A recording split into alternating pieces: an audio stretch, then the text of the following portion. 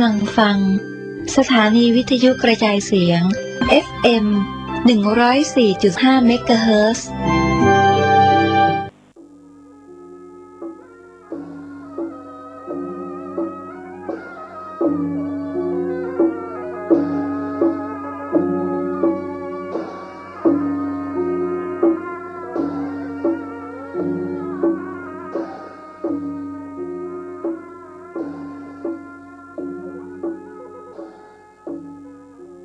ขอความเจริญในธรรมและความผาสุกทางใจจงได้มาบังเกิดมีกับท่านสาธุชนคนดีผู้เจริญในศีลผู้เจริญในธรรมทุกท่านพร้อมกันนี้เวลานี้ขอยกมือ10 นิ้วกราบอาราธนาเอาคุณพระแก้วเจ้าทั้ง3ประการบุญศีลบุญทานที่ท่านทั้งหลายได้กระทำมาในอดีตและกำลังจะทำเวลานี้คุณพ่อคุณแม่ผู้ให้กำเนิดคุณครูบาอาจารย์อุปชาผู้ประสิทธิ์ประสาทวิชาความรู้ตลอดถึงเสื้อวัดเสื้อวาเสื้อบ้านเสื้อเมืองพระสยามเทวาธิราชสิ่งศักดิ์สิทธิ์ทั้งหลายอันมีพระบรมธาตุเจ้าดอยสุเทพและครูบาเจ้าศรีวิจัยนักบุญแห่งล้านนาไทยเป็นต้นจงได้มาปกปักรักษาพ่อแม่พี่น้องลูกหลานเหลนวงศาคณาญาติ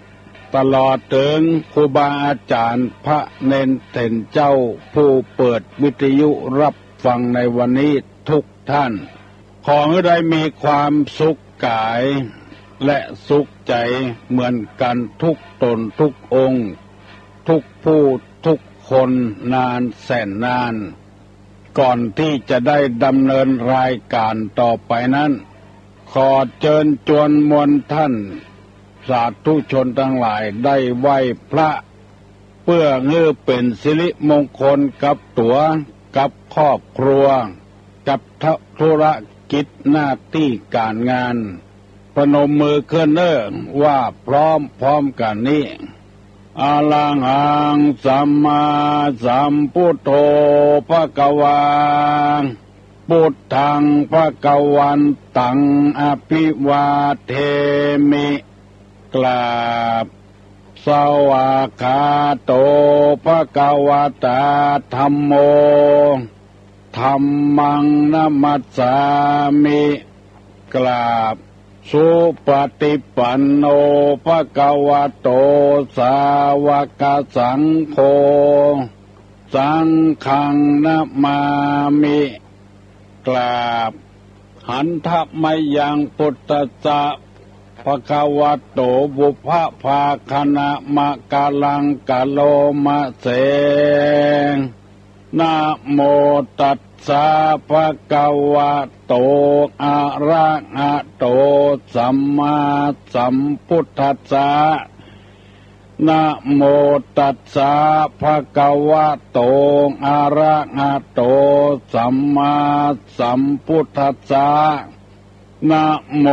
ตัสสะภะคะวะโตอะระหะโตสัมมาสัมพุทธัสสะพุทธังสรณังกัจฉามิธัมมังสรณังกัจฉามิสังฆังสรณังกัจฉามิตุติยัมปิพุทธังสรณังกัจฉามิตุติยัมปิธัมมังสรณังกัจฉามิตุติยัมปิสังฆังสรณังกัจฉามิตติยัมปิพุทธังสรณังกัจฉามิตติยัมปิธัมมังสรณังกัจฉามิตติยัมปิสังฆังสรณังกัจฉามิอิติปิโสภะคะวาอะระหังสัมมาสัมพุทโธวิช ชาจารณะสัมปันโนสุขโตโลกาวิโทอนุตตะโลปุริสะธรรมสารติสัทธาเตวะมนุสสานังพุทโธ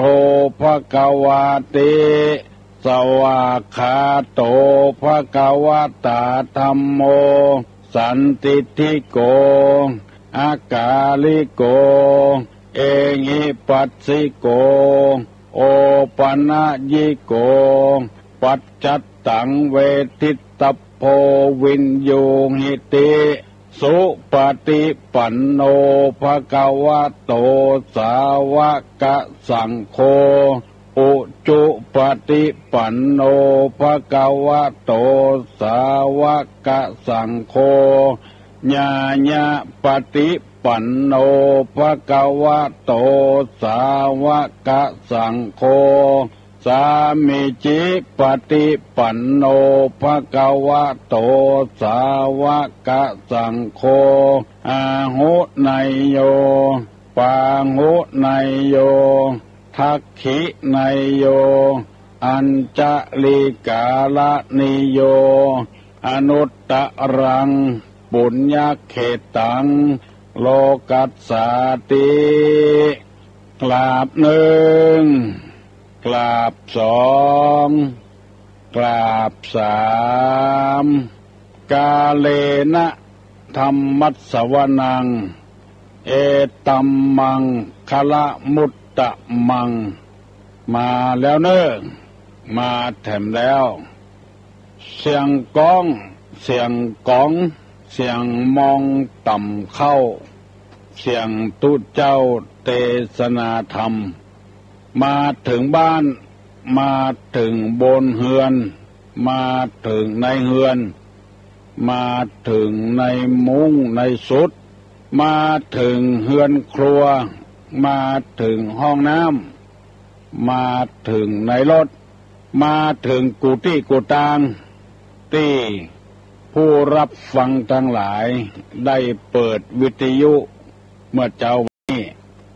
ได้นำเอาธรรมคำสั่งสอนในทางพระพุทธศาสนามาเติมแท่งสติปัญญาของท่านผู้เจริญในธรรมทั้งหลายให้ได้เพิ่มเติมขึ้นได้นักขึ้นหลวงพ่อพุทธทาสได้กล่าวไว้ว่าถ้าธรรมไม่มา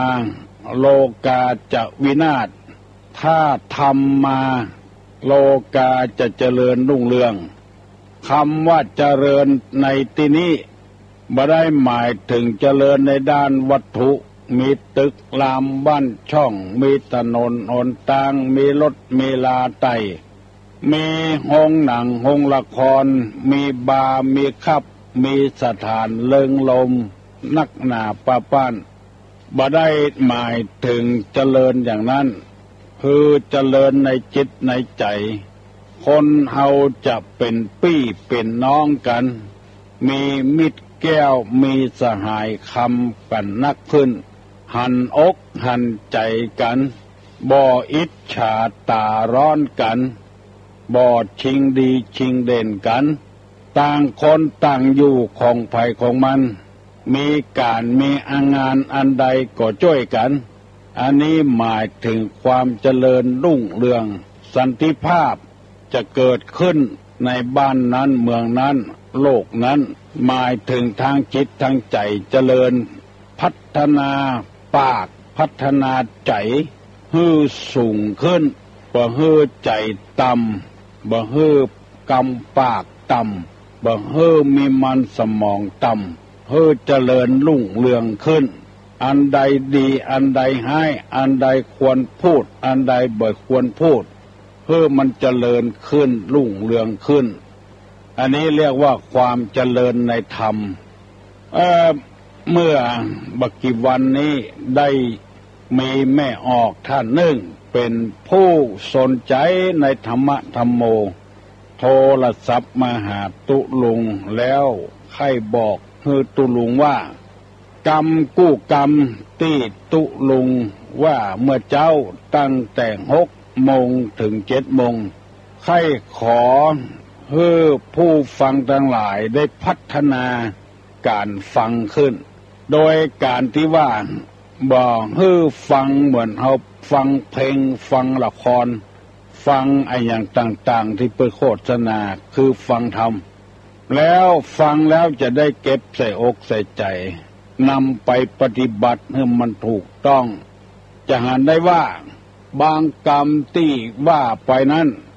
มีคนมาขอลืมแถมตะกี้ว่าจะได้ก็อันนี้หมายถึงว่าฟังพ่องบ่ฟังพ่องการฟังนั้นได้ยินครูบาอาจารย์เปิ้นบอกว่ามีอยู่4 อย่างด้วยกัน1ฟังกบ2ฟังกับ3ฟังกิจ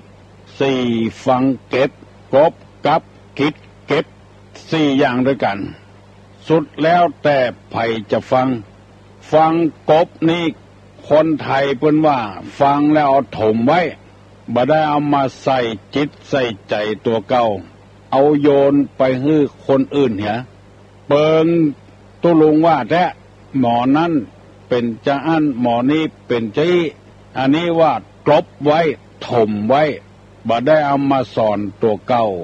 ฟังกลับหมายถึงว่าหูฟังแต่ใจกลับไปที่อื่นใจไปคิดอย่างอื่นแล้วบ่ได้เอาเข้ามาใส่จิตใส่ใจสกรรมอันนี้ฮ้องว่าฟังกลับตอรอบอไม่ห่างกาดแถมอย่างหนึ่งก็ไปฟังธรรมกับเปิ้นอย่างเฮากินข้าวกับแกงเนี่ยไปกินกับเปิ้นโตยเปิ้นเฮ้อพร้อมหมู่พร้อมปุ๋งแล้วบ่ได้หูเรื่องอย่างสักอย่างอันนี้ฮ้องว่าฟังกับไปโตยเปิ้นบ่หูเรื่องฟังกิจนี่คือฟังสกิจคือจิขี้ข้างกันหมายความว่าบ่ได้เอามาใส่ใจฟังแล้วมองแต่ความที่มันผิดมันพลาดเวลาฟังไปนั้นฟังสกิจกันจิขี้ข้างกันฟังแต่ความผิดความพลาดของผู้เทศน์แล้วนำไปวิพากษ์วิจารณ์เป็นต้นว่าลุกมาเจ้าก็เทศเปิ้นกูเจ้าแล้วตัวเก่าบ่มองตัวเก่าลูกหลานเหลนบ่จ้างหาถูกกันสอนเปิ้นได้สอนลูกสอนหลานบ่ได้หมู่นี้เป็นต้นตัวสกิดตัวเองยังบ่พอไปเล่าให้คนอื่นฟังแถมอันนี้ก็บ่ได้ผลมีหูสัก10 หูก็บ่ได้ผลสักอย่างฟังกบฟังกับฟังกิจสกิดติหั่นตินี่ว่าหั่นว่านี่บ่ได้นำเอาธรรมะไปปฏิบัติไปใจบ่ว่าจะเป็นภัยก็ตามนำเอาธรรมะไปสอนไปเสนอให้ได้ต่างสาธารณะเพราะมีเจตนาดีต่อทุกคนบ่มีเจตนาให้อันลูกหลานตี้มันผิดหัวกันเป็นเรื่องของเขาเฮาไปสอนกันบ่ได้อาจจะเป็นกรรมเป็นวิบากจัดแล้วปังหลังเกิดมาแล้วพ่อเดียวแม่เดียวกันบ่ถูกกันเป็นกรรมวิบากแต่จัดแล้วของเขามาปะมาปบกันบางทีคนอื่นบ่ใจพ่อเดียวแม่เดียวกันนี่ถูกล่งกันดีอันนี้ขอฝากไว้ให้กับท่านผู้ฟังผู้เจริญในธรรมทั้งหลายมันเป็นเรื่องคนละเรื่องบ่ได้เกี่ยวข้องกับการเทศน์กูเจ้าแล้วลูกหลานผิดหัวกันบ่ถูกบ่ลงกันบางรายก็บ่ได้เทศน์บ่ได้หยังสักอย่างกุ้มก็เล่าขวัญเปิ้นเกิดมามี2 คนเท่านั้นพ่อเดียวแม่เดียวกันบ่ถูกกันก็มีบ่ใจเฉพาะคนที่เทศน์กูเจ้าแล้วก็บ่พอตัวเก่าบ่พอลูกพอหลานตัวเก่าลูกหลานนี่มันเต็มบ้านเต็มจองเอาบ่ได้สอนไปอย่างอันแต่ว่าดีกับตุลุงกูคนน่ะไผก็เป็นห่วงเป็นหามกับตุลุงกูคนพอให้เข้าใจว่า บ่มีเจตนาห้ายต่อไผมีเจตนาดีฟังอย่าไปสะกิดฟังเอาใจความในข้อที่สี่เรียกว่าฟังเก็บไว้หั่นใส่อกใส่ใจไว้หั่นเวลาเฮาจะใจเฮาก็ได้ใจได้สอยบ่ใจยุยงปลุกปั่นให้เป็นคนให้คนกาดบ่หวังลาภบ่หวังยศถาบรรดาศักดิ์บ่หวังชื่อหวังเสียงสักอย่างเกิดมาชาตินี้ภาวะนี้ขออย่างเดียวขอได้นำเอากรรมหูที่ได้ประพฤติปฏิบัติมาเผยแพร่เพื่อแก่ผู้มีเจตนาดีทั้งหลายเพราะฉะนั้นจึงขอเสนอนี้ให้ท่านผู้ฟังที่โทรมาหาตุลุงว่าขอให้ตุลุงเล่าเรื่องการฟังเหตุกรรมเถอะเพราะว่าคนบ่เข้าใจวิพากษ์วิจารณ์ไปอย่างอื่นบางคนก็ว่าม่วนแตะตุลุงบางคนว่าสะใจตุลุงหมู่นี้ขออย่าไปคิดอย่างนั้นเฮาได้ยินแล้วเฮาได้แก้ไขนิสัยตัวเก่าปรับปรุงตัวเก่าพ่อตัวเก่าอย่าไปพ่อคนอื่น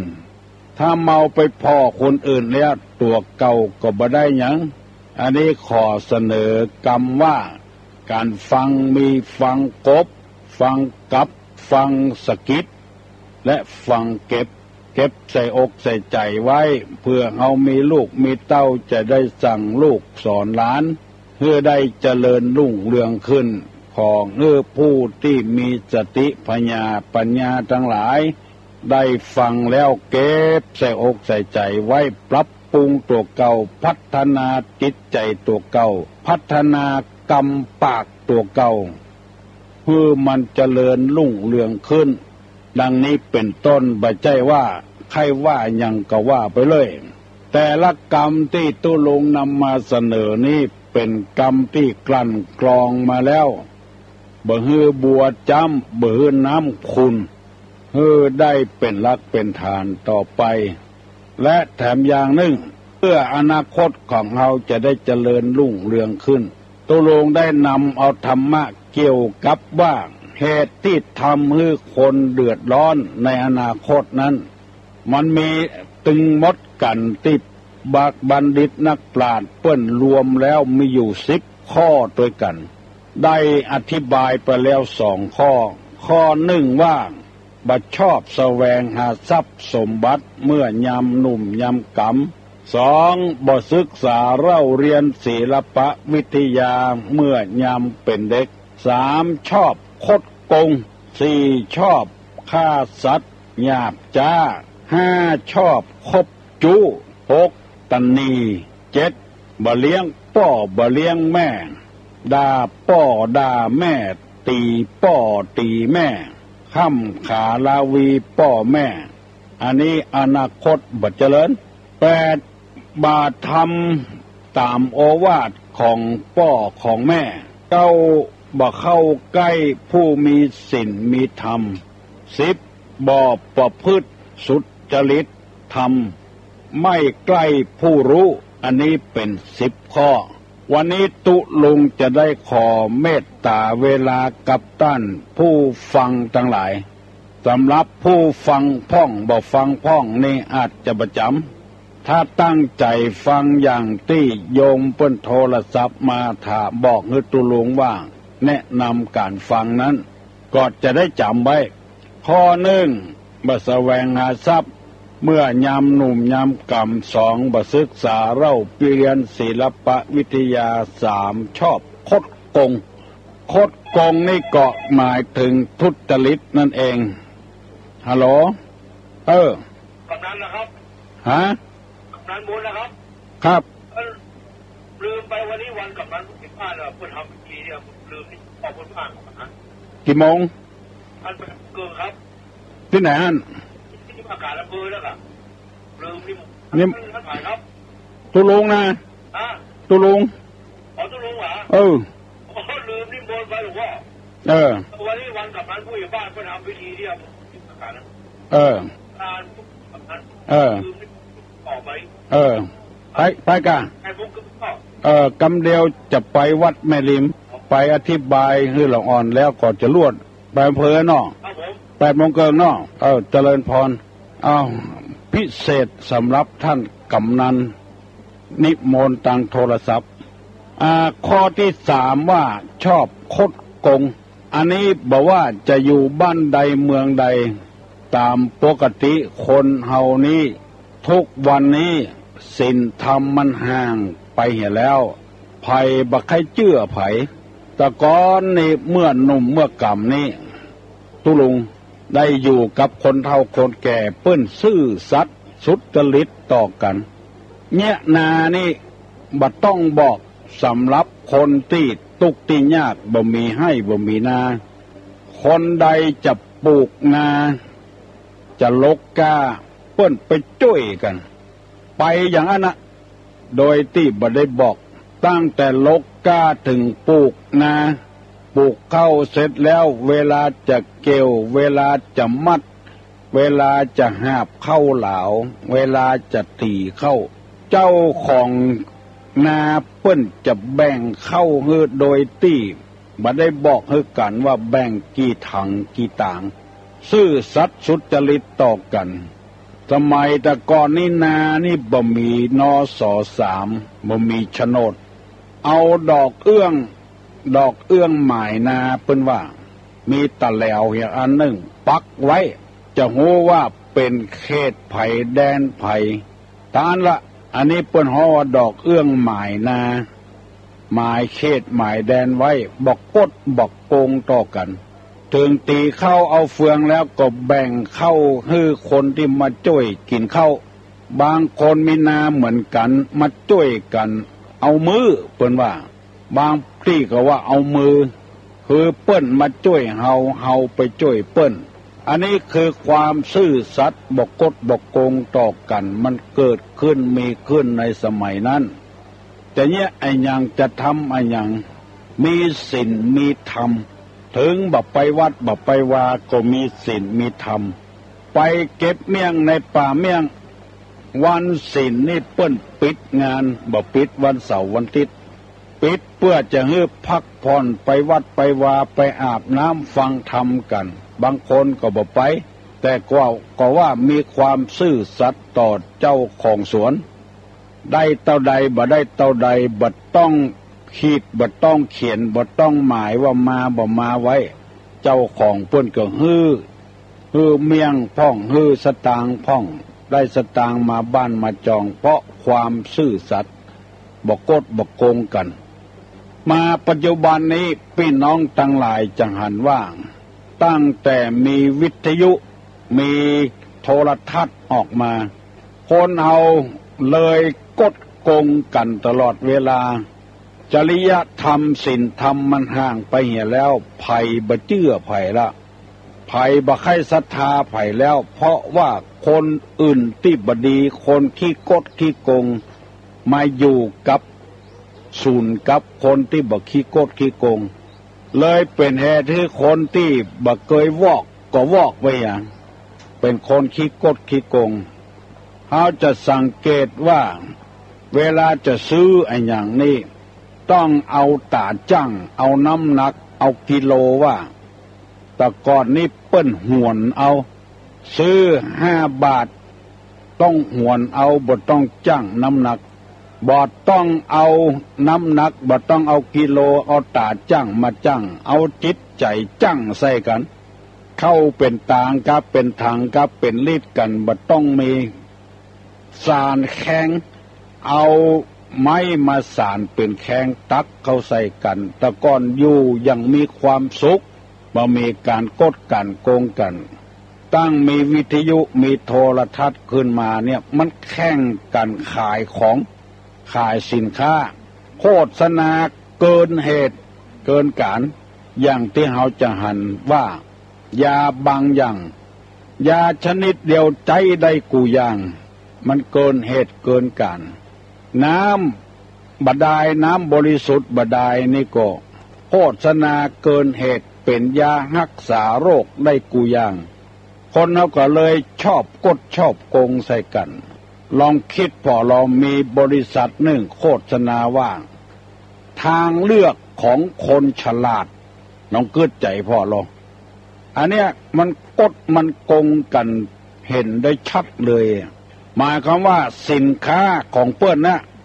คนใดลวกจะต้องซื้อสินค้าของเปิ้น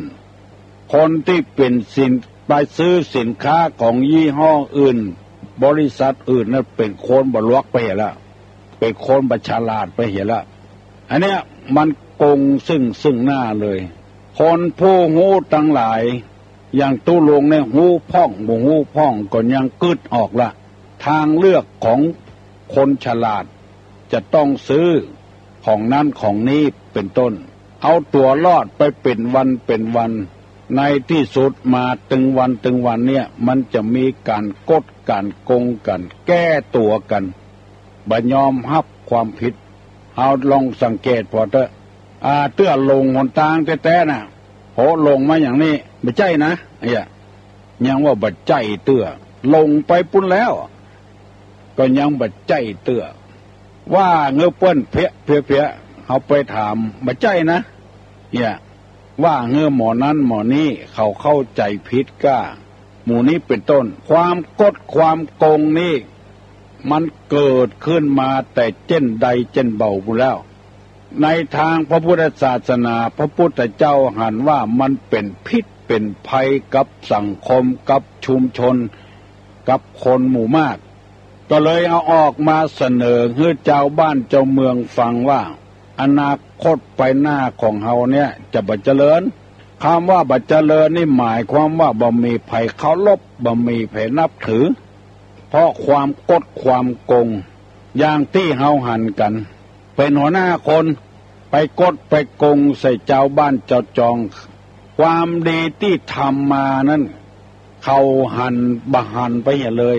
ไปหันแต่ความบดีหมดเอามาทับถมกันหมดมีคำโบราณบทหนึ่งว่าเก้ากดป่ายซื่อนี่ดีเก้ากดนี่ป่ายซื่อดี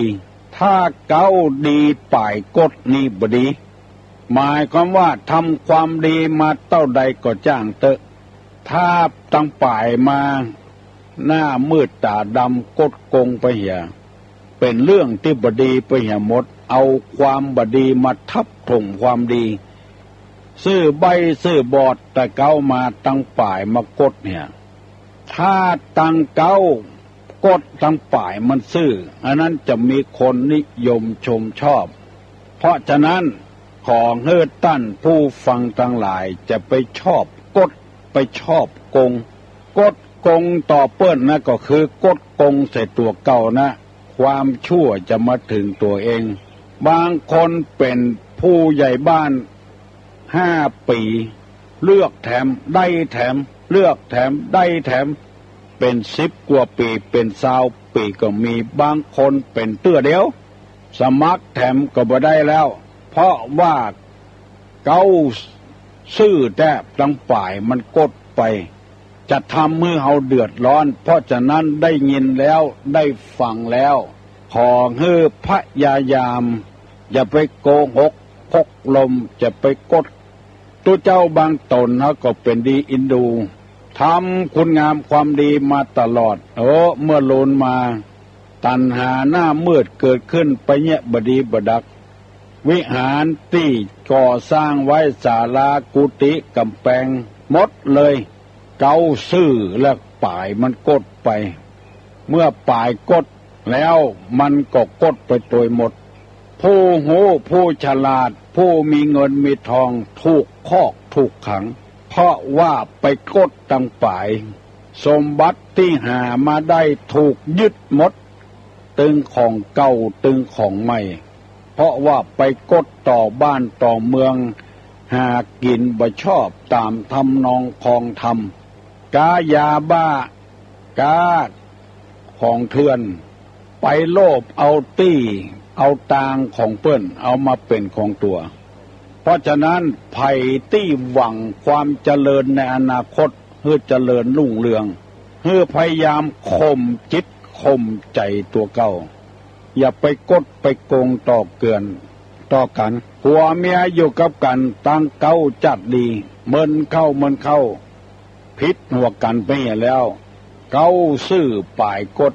เลยจำเป็นต้องแตกต้องแยกกันเรื่องนี้บ่ใจปดจายอย่างเดียวตึงไม่ยิงตัวตุเจ้าพ่อนายปดจายไม่ยิงข้าราชการบ้านเมืองอยู่ด้วยกันเก้าก็ซื่อป่ายก็ซื่อบ่กดบ่โกงกันอนาคตก็เจริญรุ่งเรืองบางครอบครัวเฮาหน้าหันใจหากาขายมีลูกมีเต้าอยู่กับกันเมินไปเบื่อหน่ายกันเมียกดต่อผัวกดต่อเมียก็เลยอนาคตเลยพังทลายไปเหี่ยหมดบ่สดบ่ใสเพราะความซื่อสัตย์สุจริตยิ่งเมินเข้ายิ่งดีเข้าบ่มีเบื้องหน้าเบื้องหลังกับไผหมู่นี้เป็นต้นเวลานี้อยู่อย่างที่บ่มีความสุขเนี่ยเลยเขาจะสังเกตว่าเวลามีการสอบเข้าเนี่ยเวียกเนี่ยการก็ต้องมีเล่นเส้นเล่นสายต่อกันหมดเนี่ยคนดีๆพลอยเป็นคนบดีไปเหี่ยหมดอยากจะให้ธรรมะมาโลกาจะได้เจริญรุ่งเรืองถ้าธรรมะบ่มานี่โลกาจะวินาศอันนี้นำมาเสนอให้พ่อแม่พี่น้องครูบาอาจารย์พระสงฆ์พระเจ้าผู้ที่หวังอนาคตให้เจริญรุ่งเรืองอย่าไปเป็นคนกดอย่าไปเป็นคนขี้โกงมันง่ายเวลาเขาจะกดจะโกงกันนี่มันง่ายมันเป็นจะยาก แต่ว่าเอาบังคับจิตใจไว้จะไปเป็นทาสของตัณหาเป็นขี้ข้าของความอยากความต้องการของตัวเองต้องบังคับจิตใจถ้าตัวเฮาบ่สอนตัวเฮาแล้วบ่มีไผสอนอย่างอื่นนี้ได้แต่สอนให้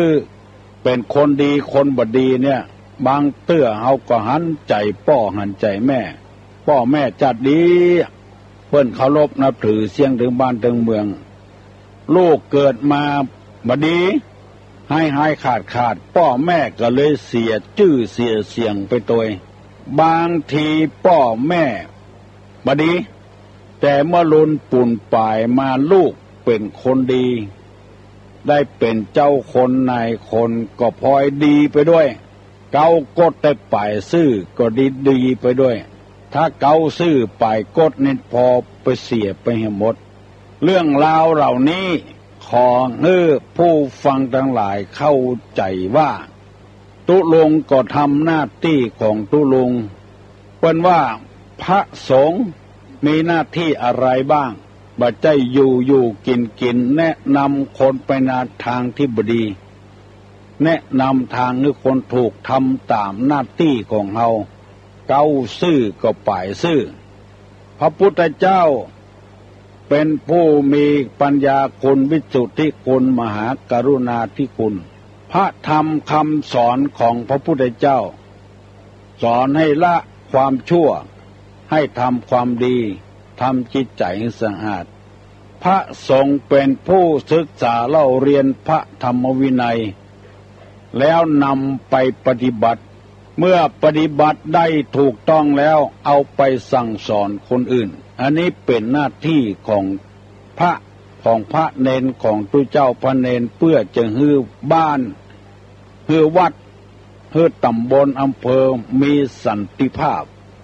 ไม่ใช่มีเจตนาอย่างอื่นเจตนาที่เฮาจะต้องทำงานที่เฮาอู้ออกไปนี้เฮาได้เล่าไปนี้เสนอไปนี้เป็นเรื่องที่เฮาปฏิบัติมาได้แล้วเอาไปเสนอให้คนอื่นเพราะฉะนั้นคนเฮาจึงแสวงหาพืชพันธุ์ที่ดีบะลำไยธรรมดาบะลำไยขี้นกตำบ้านตำจองเฮานี่เกือบจะเสาะหากินได้ยากแล้วเพราะพันธุ์มันบ่ดีแก่นในมันใหญ่เปลือกมันที่กินมันมีน้อยเดียวไปเสาะหาลำไยที่มันดีๆพุ่นเอามาปลูกแล้วมาให้คนกินหน่วยในน้อยเปลือกมันนักได้กินอิ่มกินเต็ม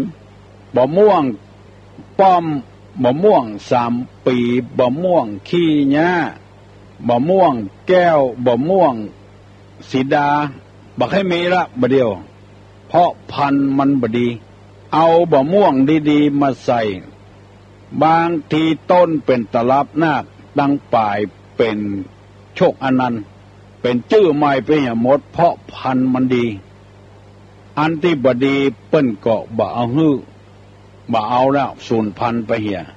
อันนี้มาอุปมามาเปรียบเทียบกับเฮาตึงวันนี้เฮาหันว่าอันใดมันดีเฮาก็นำเอากรรมนั้นมาเสนอบ่ใจหวังได้อันยังซักอย่างเพื่อหวังปรับปรุงชุมชนให้มันเข้มแข็งขึ้น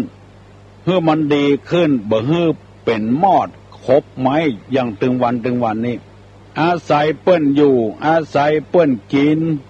ได้มีหน้ามีตามาได้เจริญรุ่งเรืองขึ้นมาก็เพราะเปิ้นเหมือนกับมอดได้อยู่ในหูไม้แล้วยังบ่ปอไปคบไม้เอาจนพดลายปุ้นลายเพเสาะหาเรื่องใส่ตัวจนบ่มีที่อยู่ดังกรรมนิทานเพิ่นว่ามีกวางตัวหนึ่งถูกนายพรานล่าแล้วไปลบอยู่ในคุ้มไม้ปลอดภัยแล้วนายพรานมาหันแล้วหันหญ้ามีหิมปากเลยกินหญ้าเตือนน้อยจนหญ้านั้นเป่งเรื่องนายพรานหันก็เลยยิงตายเพราะปากตัวเก่าขอฝากขอฟังไว้เป็นคติเตือนอกเตือนใจเนอะพอออกแม่ออกตุลงได้นำไปเสนอไปแล้ว3 ข้อแล้วต่อไปก็ให้ฟังไปอยู่เรื่อยๆอย่าไปเป็นมอดกัดไม้บางสิ่งบางอย่างเป็นธุระเป็นหน้าที่เฮาจะต้องทำมาก็ทำไปมาได้ไปว่าให้คนใดคนหนึ่งเพราะเจตนาเฮาบริสุทธิ์พุทธพองถ้าฟังได้ก็ฟังไปถ้าฟังบ่ได้ก็ขอเมตตาเลื่อนไปสถานีอื่นเนี่ยแล้วเฮาจะได้หมดบ่มีกรรมบ่มีเวรกับกันบ่ต้องฟังกับกันที่นำมาเสนอนี่เป็นการตักเตือนกันว่ากันเพื่อจะได้ปรับปรุงนิสัยตัวเก่าบ่ได้แกล้งบ่ได้แย่งอย่างไผเพื่อนึกถึงความหลังอย่างพระพุทธเจ้านึกถึงบารมี10 ตัดถึงได้ตรัสรู้นั่นเองก็ออกไม่ออกวันนี้บัดเดี๋ยวนี้เวลามัน6:40 นาทีละไผ่ที่ยังบ่ลุกเนี่ยเนอะวันนี้แปลกอากาศมาเจ้านี่เย็นไผ่บ่ใครลุกสักคนเฮายังจะต้องมีการมีงานทำอยู่เนอะขอประกาศท่านกำนันผู้ใหญ่บ้านกับประธานอบต.บางตำบลนี่บ่ได้ส่งชื่อแม่ดีเด่นมาเนอะก็ขอท่านกำนันผู้ใหญ่บ้านใดที่บ่ได้ส่งชื่อแม่ดีเด่นที่หันมีชื่อเดียวก็มีตำบลสันปงมีชื่อเดียวเหตุแต่คนเดียวเหตุแต่แล้วตำบลนนแก้วก็ยังมีหลายหมู่บ้านอยู่ถึงหมดกันมี10 หมู่บ้านส่งมา6 ลาย 7 ลายเหตุแต่บ้านใดที่ยังบ่ได้ส่งมาเตื้อก็ขอส่งเร็วๆเนอะเพราะว่าเจ้าหน้าที่จะได้เอาเข้าใส่คอมแล้วจะได้ใส่กรอบ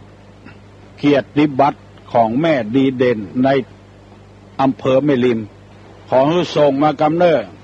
บ้านตึงบ้านบ่มีคนดีสักคนเพื่อทำหน้าที่ของท่านจะไปบกพร่องจะทำให้เจ้าบ้านได้ว่าพยายามหาชื่อแม่ดีเด่นมาเพราะว่าทางนี้ได้ทำหน้าที่เต็มที่แล้วขอบอกกำนันผู้ใหญ่บ้านในอำเภอแม่ริมนี้หรือว่าองค์การบริหารส่วนตำบลบ้านใดบ้านหนึ่งยังบ่ได้ส่งชื่อแม่ดีเด่นมารับวันที่12นี้ก็ขอให้ขันใจเนอะวันนี้วันที่9แล้ว 10 11 12เฮาจะทำบัดนั้นแล้วจะบ่ได้ว่าฮือกันวันที่12นี้ขอเจอเนิดตั้งแต่9 โมงไปถึงเที่ยงเพื่ออธิบายธรรมตอบปัญหาแจกเกียรติบัตรให้กันแล้วก็จะกินข้าวด้วยกันกินน้ำด้วยกันบ่มีไผบังคับต่างตู้ลงมีเจตนาดีใครยกย่องทุกวันจะได้ยินเสียงเพลงข้าน้ำนมแม่ถึงวันแม่นี่เป็นกูอย่าง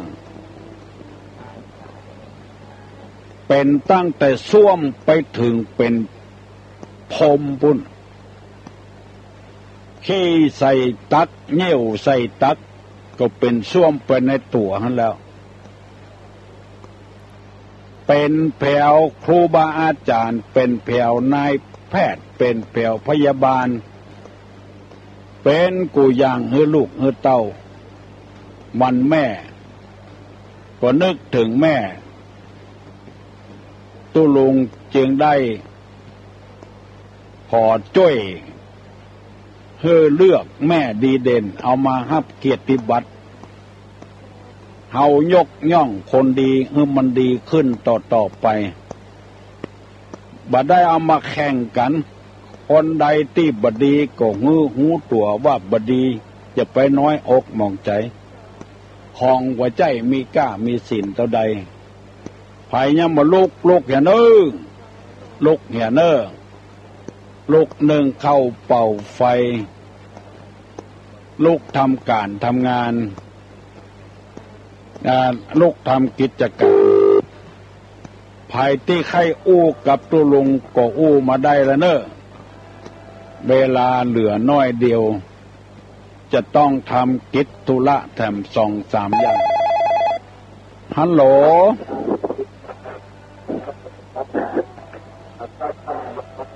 ภาษาตุลุครับเจริญพรอันโทรมาอันนี้เป็นกำลังใจตุลุงที่ตุลุงสั่งสอนเนี่ยดีแล้วครับดีแล้วเนาะครับเพราะว่าเป็นเพราะว่านะแบบบ้านเขาอะเนาะในชีวิตประจำวันเขาจะมีอย่างเอี้ยครับมีอย่างเอี้ยเนาะครับมันเป็นธรรมะที่บัดสูงเขาบอกเอาเข้าเนี่ยบาถึงนิพพานได้นะเนาะโอ้บัดเตื้อความสุขกันภายในครอบครัวภายในหมู่บ้านถึงมื้อถึงวันเนี่ยดีแล้วครับเป็นธรรมะที่เขาปฏิบัติกันได้โดยทั่วไปเนี่ยเนาะครับเขาบ่อ้างถึงสวรรค์นิพพานอย่างแท้จริงเตื้อโอ้พระพุทธเจ้าป้อมเปงมาตานะปารมีเนาะอุปปารมีปะละมัทธะปารมีโนโดเป็นไม่ใช่ว่าเป็นว่าป้อมเปงมา4 อสงไขยปลายแสนมหากัปเนี่ยอันนี้มันเหมือนสักใดเนาะเหมือนเอานี่ก็หันสักใดผู้เนาะเอาใจไปก่อนอินม่อนตานม่อนด้วยกันไปเหียก่อนเนาะครับที่รัฐบาลบอกว่ารากหญ้าเนาะครับเนี่ยมันเอาทำไมอย่าตะลุงดีนะครับเพราะมันเป็นไอ้พื้นฐานของครอบครัวเนาะถ้าครอบครัวมันดีแล้วก็บ้านดีละเจ้าบ้านก็มีหมู่บ้านก็ดีขึ้นมาอย่างครับถ้ามันอยู่ในบ้านมาม่วนเดี๋ยวมันจะไปเกเรตำนอกบ้านเห็นไรอ่ะนอกดีแต่ครับนมัสการลุงเลยครับเจริญพรเนอดีแต่เฮาเสนอมาให้ตุลุงฟังภัยก็ว่ามันดีนะครอบครัวดีแถมจัดนักมีมอดบางตัวบ่ได้มันครบไหมฮัลโหลครับว่าจะถามปัญหาครับสาวกลูกใจที่มีความกตัญญูต่อแม่ออกบิณฑบาตแล้วแบ่งให้แม่เลี้ยงแม่แล้วพระภิกษุก็ตามนี้พระพุทธเจ้ายกย่องว่ากตัญญูครับไปตอบได้ตอบมาเนิ่งสาวก พระอรหันต์รูปใดที่ได้รับยกย่องจากพระพุทธเจ้าว่าเป็นยอดกตัญญูไปบิณฑบาตแล้วเอาเข้าไปแบ่งให้แม่กิน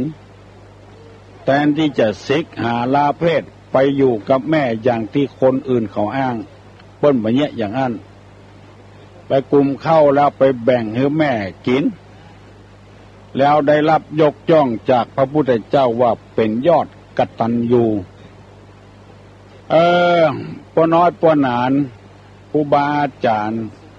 พระเนนเถนเจ้าไผ่ตอบได้ตอบมาเนอะเป็นยอดกตัญญูดีแล้วที่เสนอมาให้ตูลุงนี่ถูกต้องแล้วอะโหลนมัสการครับกำลังวันฟังเทศตูลุงม่วนๆไอ้หูทูมากวนอย่างไรบอกเรื่องหูลาวจำมันเถอะโอ้เป็นธรรมดาขอตูลุงวันอู้กรรมในช่วงที่เทศจะไปมาฟังโทรทางนิมนต์ทางโทรศัพท์นะอู้มันละอายปุ่นนะอู้มาเมื่อใดมาเบาละครับนมัสการครับเปิ้นได้ฟังพ่องมาได้ฟังพ่องไปหยะแล้วไปหยะแล้วไปหยะเอาบ่ฮื้อมันผิดกันนะฮื้อคำบ่คำอกคำใจอย่างการนั้นมันเป่งลึเป่งลึงม่วนอกม่วนใจถ้าจะมีเรื่องด่วนอย่างตะกี้นะมีเรื่องด่วนวันนี้เป็นวันกำนันผู้ใหญ่บ้านแล้วก็เปิ้นนิมนต์ตุลุงไปเจริญพุทธมนต์แล้วลืมนิมนต์ตุลุงไปเวลามันกระทันหันก็บ่ฮู้จะนิมนต์ตังใดก็นิมนต์ตังโทรศัพท์มันเรื่องด่วนตุลุงก็คิดว่ามันต้องเป็นเรื่องด่วนก็เลยตัดสินใจให้กรรมเป็นหยังวันเดียวบ่ได้เฮ้ยมันแล้วไปหะมาเอาละบ่เก็บใส่อกใส่ใจละเพราะเมตตาธรรมมันวิญญาณความเมตตาธรรมมันเกิดขึ้นในใจของทุลุงอะโหลครับไว้สาถามปัญหาข้อหนึ่งครับในทางพระพุทธศาสนามีแผนเพื่อเขาสร้างความดีไว้กี่ขั้นขั้นที่หนึ่งคือเว้นอย่างขั้นที่สองคือทำอย่างครับขอตอบขออธิบายครับถ้าใครตอบได้ก็ตอบครับไว้สาครับไผ่ตอบได้ตอบมาเนอะที่เปิ้นถามมาว่าในทางพระพุทธศาสนาคือทำความดีไว้กี่ขั้นคือเว้นอะหยังคือทำอะหยังแล้วภิกษุตนใดเป็นยอดกตัญญูที่พระพุทธเจ้าเปิ้นยกย่องว่าเป็นยอดกตัญญูก็ตอบมาเนอะอย่างเอี้ยม่วนอกม่วนใจอู้กันลงส่งกันปอมีความสบายอกสบายใจกับกันแถมเมื่อกี้นาทีก็จะ7 โมงแล้วเนอะไผ่มีกำคำอกคำใจอย่างกับตุลุงกองโทรศัพท์มาเนอะ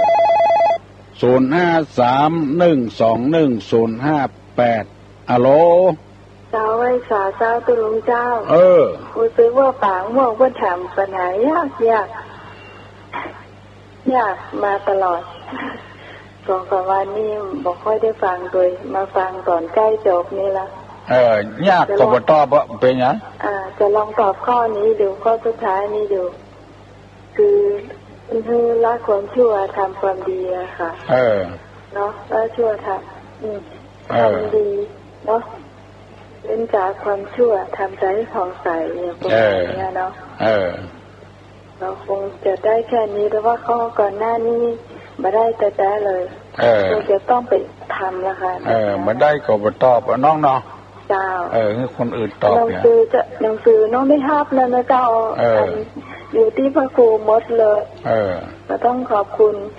คนขับรถแล้วก็ขอบคุณตุลุงด้วย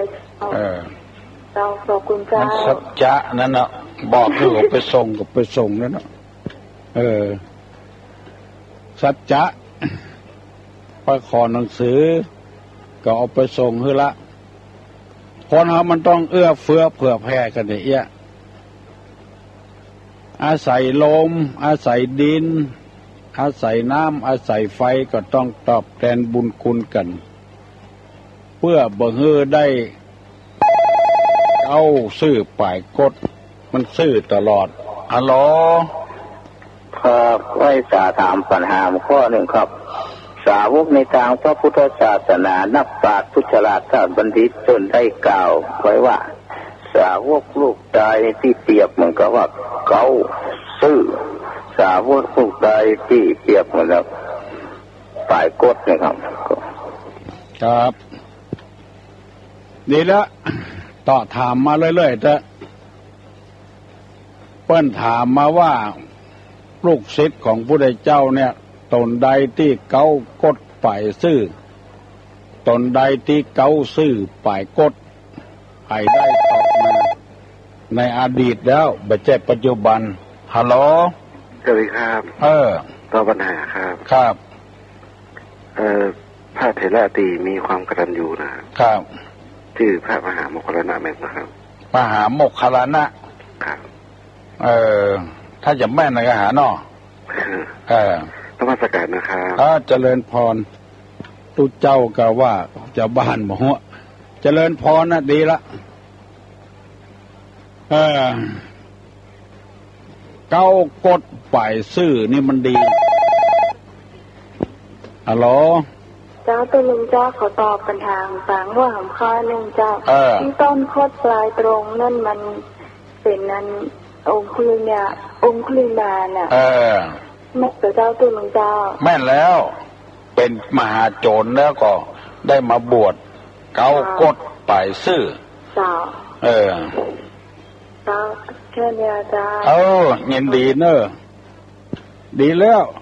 ตอบปัญหามาถามในน้ำธรรมคำสอนนี้ตอบกันได้องคุลิมานนี้เป็นมหาโจรไล่ฆ่าคนเอานิ้วมือนิ้วเดียวมาโลนมาปะใส่พระพุทธเจ้าพุทธเจ้าว่าชีวิตนี้เป็นของหายากมีอันเดียวภัยก็ฮักชีวิตเฮาหยุดแล้วหยุดกัดจางประหัตประหารคนอื่นแล้วเอามือนิ้วเดียวมาเพื่อประโยชน์ส่วนตัวถ้าสัตว์ในโลกนี้ยังเบียดเบียนซึ่งกันและกันแล้วมันจะบ่มีความสุขตัวใหญ่กินตัวน้อยอย่างที่เฮาหู้เฮาหันกันแมวกินหนูก็มาคุยคนทำวะย้ายไปที่ไหนก็ไปอยู่ที่หั่นลุงลังเฮาฮื้ออยู่ด้วยกันอย่างมีความสุขครอบครัวมีความสุขผัวเมียอยู่กับกันบ่ฮื้อหน้างอคอหักใส่กันตุเจ้ากับศรัทธาก็ฮื้อหันใจกันศรัทธาก็หันใจตุเจ้าก็หันใจศรัทธาต่างคนต่างอยู่กับกันบ่มองในแง่ร้ายแล้วมันจะดีขึ้นคนเราถ้าไปมองกันในแง่ร้ายแล้วมันก็จะหายไปดิก เพราะธรรมะมันบ่มานั่นน่ะคนเราจึงบ่ไว้ใจกันถึงวันเนี่ยกิโลเปิ้นตึงตัดสินใจว่านักเต้าอ้านบางคนเนี่ยไปโกงแถมอยู่โกงกิโลแถมอยู่เพื่อได้กำไรนักเพื่อเอาเป็นของตัวนักโกงเปิ้นก็โกงตัวเก่ามันเข้าเขาหูเขาก็เลยบ่ใครศรัทธาบ่ใครเลื่อมใสอนาคตของตัวเองก็หลุดไปมาแถมสักสายเนอะถ้าบ่มาแล้วก็ตุลุงจะได้หยางละพอ7 โมงแล้วบ่มีไผแล้วน้อตุลุงจะปั่นปอนเนอะขอให้ได้อยู่ดีมีสุขอายุมั่นยืนยาวหิมากาขึ้นมีโชคมีลาภขอให้ครอบครัวของท่านมีความสุขบานหวั่นใจปนมมือไหว้เนอะ พื่อจะได้ปั่นปอนสืบต่อไปสัพพโลคาวินิมุตโตสัพพสันตาปวัสสิโตสัพพเวละมติกันโตนิพุตโตจตุวังสัพพีติโยวัจจันตุสัพพะโรโควินัสตุมาเตภวะตวนตะราโยสุขีติคายุโกภวะอภิวาทนะสีลิสนิจังวุธาปัจจายโนจัตตาโลธรรมาวัฏันติอายุวันโนสุขังภะลัง